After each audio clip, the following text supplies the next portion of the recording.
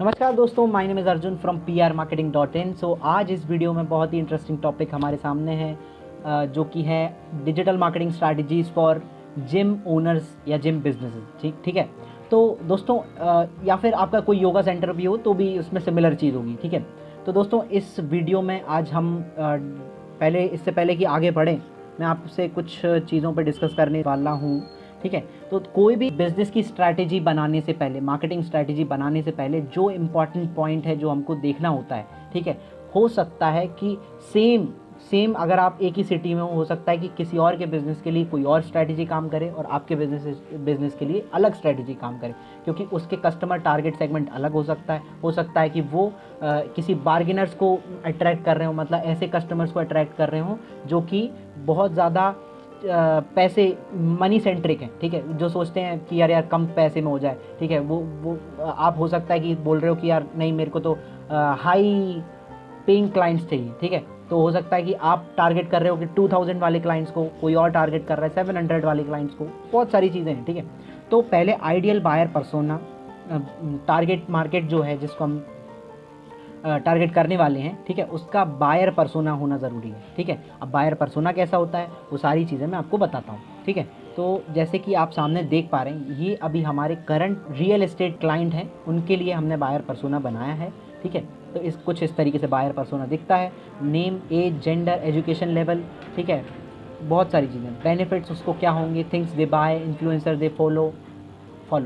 Primary motivating factor उनका क्या होगा। ठीक है, और मैरिटल स्टेटस क्या है, इनिशिएटर कौन है, पर्सनल चैलेंजेस क्या है, उनकी लाइफ में गोल्स क्या है, बिहेवियरल ओकेजन, ऐसा कौन सा पॉइंट आता है जिस टाइम पे बाइंग एक्शन लेता है। ठीक है, तो जैसे ये सामने आप देख रहे हैं, ये आर्टिफिशियल ज्वेलरी के लिए आइडियल बायर पर्सोना है। इस तरीके से पहले हमको बायर पर्सोना बनाना होगा। वो आप देख सकते हो, मेरे और भी सारे वीडियोस हैं, उन चैनल पे देख सकते हो, सॉरी उन वीडियोज़ में देख सकते हो।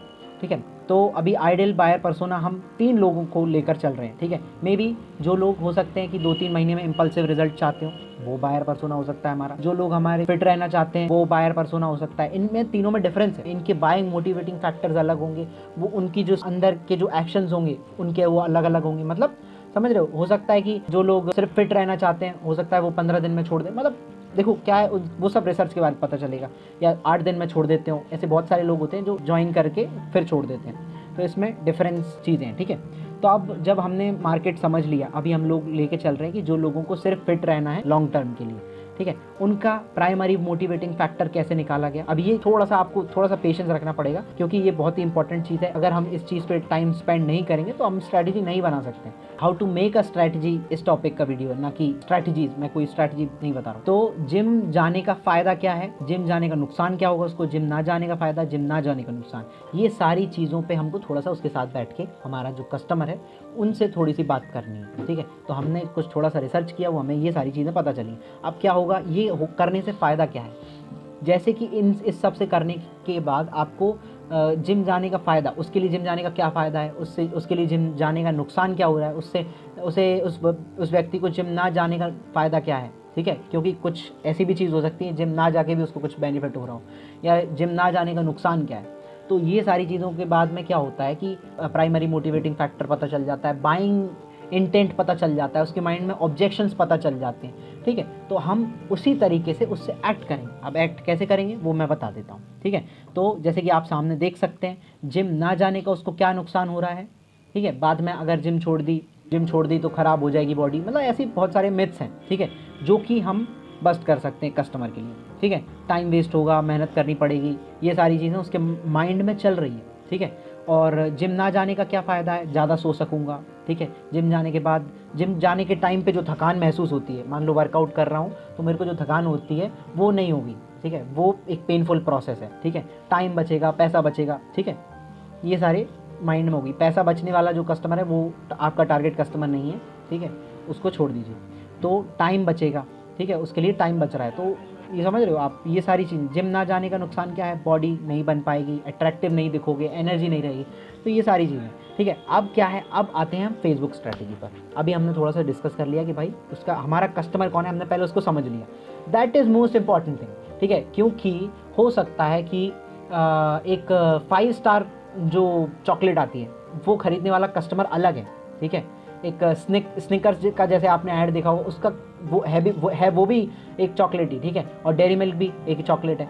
तो दोनों के कस्टमर टारगेट सेगमेंट्स अलग हैं, दोनों के बाइंग ओकेजन्स अलग हैं, ठीक है। तो ऐसा है सिस्टम। जब हमें पहले अपने कस्टमर को समझना इंपॉर्टेंट है, ठीक है। तो पहले हमने अपने कस्टमर को समझ लिया, अब आते हैं हम Facebook ads study. Facebook ads आज के टाइम पे बहुत ही बेनिफिशियल है जिम बिजनेसेस के लिए, ठीक है, या फिर ऐसे बिजनेस के लिए जिन पे मतलब लगभग ऑल बिजनेस के लिए जिनके लिए रिकरिंग पेमेंट आती है, क्योंकि कस्टमर आपके पास एक बार आ गया, ठीक है, हो सकता है वो साल भर आपके पास रहे, छः महीने आपके पास रहे, तो वो आपको रिकरिंग पेमेंट करेगा, ठीक है। तो यहाँ पे क्या बेनिफिट है और कैसे स्ट्रैटेजी हम बनाएंगे, ठीक है। तो सबसे पहले हम देखते हैं कि पहले हमने क्या किया, हमने हमारे कस्टमर के माइंडसेट को समझ लिया। तो अभी हम क्या करेंगे, सबसे पहले हम क्या करेंगे, एक हमारा जो एग्जिस्टिंग कस्टमर है उनके साथ इंटरव्यू किया, हमने एक वीडियो रिकॉर्ड किया 1 मिनट का, जिसमें हमने उनसे पूछा कि आपको जिम जाने से पहले और जिम जाने के बाद में क्या डिफरेंस दिख रहा है। तो वो बोलेंगे कि यार मुझे पहले ना बहुत वीकनेस फील होती थी बॉडी में, अब मुझे बहुत ज़्यादा एकदम एनर्जेटिक फील हो रहा है, ठीक है। और पहले मैं मतलब पहले मैं कुछ भी चीज़ें उठाता था तो मुझे थकान फील होने लगती थी, अब ऐसी नहीं होती है, ठीक है। और पहले मैं सोचता था कि यार टाइम वेस्ट होगा, जबकि 1 घंटे में मुझे पता भी नहीं चलता दिन में कहाँ निकल जाता, मतलब ऐसी मल्टीपल चीज़ें, ठीक है, जो कि उसी वीडियो में बताएंगे कि यार क्या आपको ऐसा लगता है कि थकान होती है, ठीक है। तो उस पे टॉपिक पे जिम करते टाइम थकान होती, तो वो बता देगा कि यार ऐसा नहीं है, जिम कर जब से मैंने शुरू में 2-4 दिन 8 दिन किया तो मेरे को थकान फील हुई, लेकिन अब मेरे को नॉर्मल लग रहा है और बल्कि एक्साइटिंग फील होता है, एक्साइटेड फील होता है आज के टाइम पे जिम करता हूँ। तो इस तरीके से वो अपना एक्सपीरियंस शेयर कर रहे हैं, ठीक है। अब ये कि कितना इंपॉर्टेंट है, आप बात को समझ रहे हो सकता है आप सोच रहे हो कि अरे यार ये कोई वैल्यूएबल चीज़ नहीं है, ठीक है, लेकिन आप समझो जो आपका कस्टमर है उसके माइंड में जो थॉट चल रहा है, ठीक है, उसके बारे में अगर आप बात कर रहा है कोई व्यक्ति सामने, ठीक है, कि पहले ऐसा हो रहा है अब मुझे ऐसा नहीं हो रहा, उसको बिफोर आफ्टर रिजल्ट्स दिखा रहे हैं कि भाई ये प्रॉब्लम हो रही थी अब ये नहीं हो रही है, ठीक है। तो फिर क्या होगा कि वो कस्टमर सोचो कितना इंटेंशनली बिल्कुल हो जाएगा कि हाँ यार जिम जाना चाहिए, ये प्रॉब्लम तो मेरे साथ भी होती है लेकिन ये सॉल्यूशन इसने निकाल लिया, तो जब ये निकाल सकता है तो मैं भी निकाल सकता हूँ, ठीक है। तो अब फेसबुक में क्या ऑप्शन है कि अगर हमने किसी को एक ऐड दिखाया, पीछे हमको ऑप्शन देता है बैकएंड पे कि अगर कोई व्यक्ति ने आपका कोई वीडियो 80% व्यू किया, 70% व्यू किया, 90% व्यू किया, 95% व्यू किया या 50% व्यू किया, मतलब दूसरा ऐड दिखा सकते हो, दूसरा वीडियो ऐड दिखा सकते हो। तो पहले मैंने उसको क्या ऐड दिखाया, मैंने उसको मेरे कस्टमर का टेस्टिमोनियल दिखा दिया जिसमें वो बिफोर आफ्टर अपनी वो बता रहा है।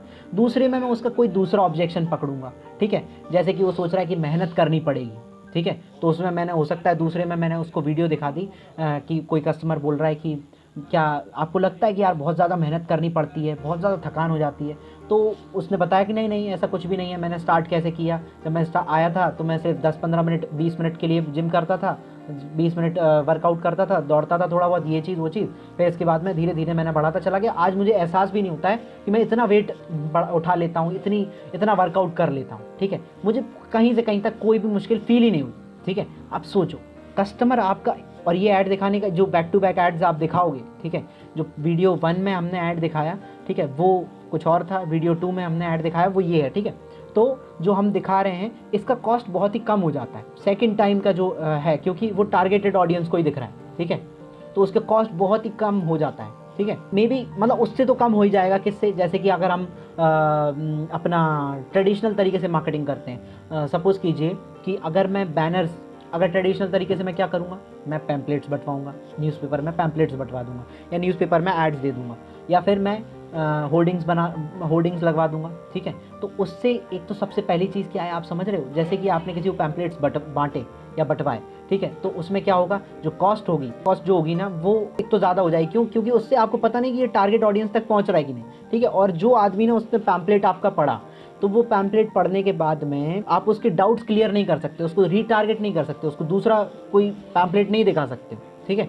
लेकिन यहाँ पे दिखा सकते हो उसको, उसके दिमाग में, क्योंकि हमें पता है कि उस कस्टमर के, हमारे कस्टमर के माइंड में ये सारी चीज़ें हैं, तो हम उसको सारी चीज़ों की ऐड दिखाएंगे ना, उसको समझ रहे हो। तो वीडियो आप समझ गए होंगे, आई होप आपको समझ आ रहा होगा।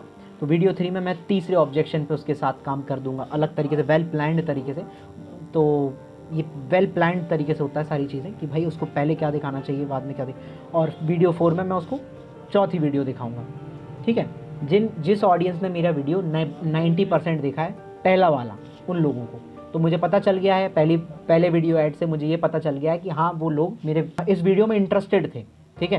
तो मुझे पता चल गया कि हाँ ये शायद मेरे जो टारगेट कस्टमर हो सकते हैं, तो मल्टीपल उसको एड्स दिखाए जाएंगे तो वो आपका कस्टमर बनेगा ही बनेगा, आई कैन बेट। समझ रहे हो आप बात को।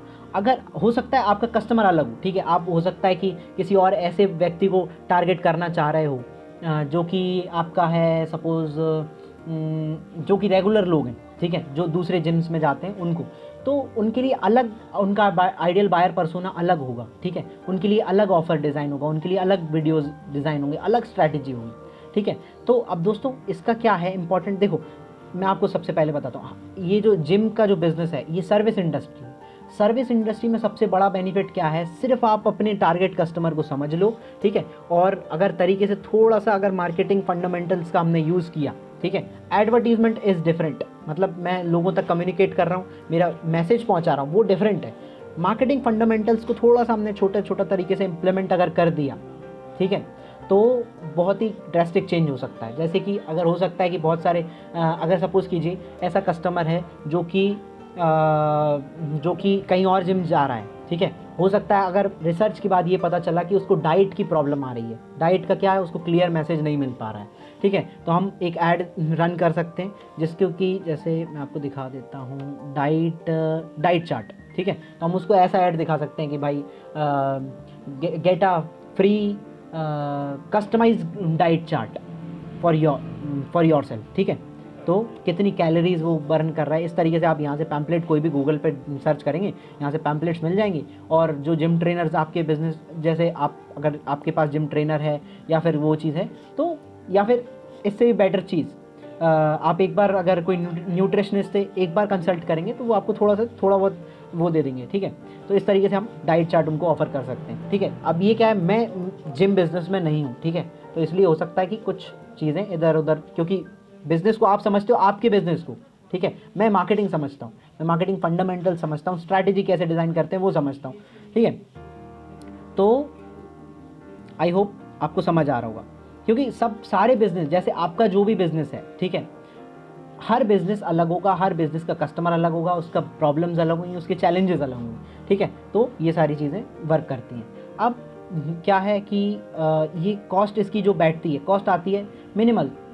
अगर आप स्टार्टिंग में अगर 2-4 महीने ही 20-25 हज़ार रुपये अगर स्पेंड करते हैं, ठीक है, तो जो आपको रिज़ल्ट मिलेगा वो ड्रास्टिक होंगे, क्योंकि समझो आपके पास, क्योंकि मैंने वैसे ज़्यादातर विजिट किया है, देखा है, तो जिम्स में कितने लोग आते हैं, मे बी 100-50, ठीक है, एक जिम में, ठीक है, लेकिन जनता कितनी है आप अगर उसको देखोगे, और सबके साथ ये प्रॉब्लम्स है, बेसिक प्रॉब्लम्स है, ठीक है, तो बहुत बड़ा मार्केट है, आप बहुत बड़ा वो ले सकते हैं चंक मार्केट में, ठीक है। तो दोस्तों कुछ मैं अपने बारे में भी आपको बता देता हूँ। We are a digital marketing agency, ठीक है, हमें मार्केटिंग इंडस्ट्री में 8 ईयर्स का एक्सपीरियंस है, और वी आर वर्किंग, हम राइट नाउ बहुत ही बिजनेसेस, बहुत मल्टीपल डिफरेंट डोमेन में के बिजनेसेस के साथ काम कर रहे हैं, ठीक है। तो अगर आप अपनी पर्सनल स्ट्रैटेजी डिज़ाइन करना चाहते हैं, ठीक है, आपके पर्सनल बिजनेस के लिए क्या स्ट्रैटेजी होना चाहिए, ठीक है, तो मैं आपको नीचे नंबर दे रहा हूँ, आप फ्री कंसल्टेशन कॉल बुक कर सकते हैं, ठीक है, तो नंबर आपको नीचे मिल जाएगा, ठीक है। तो दोस्तों इस वीडियो में इतना ही, हो सकता है शायद मैं आपके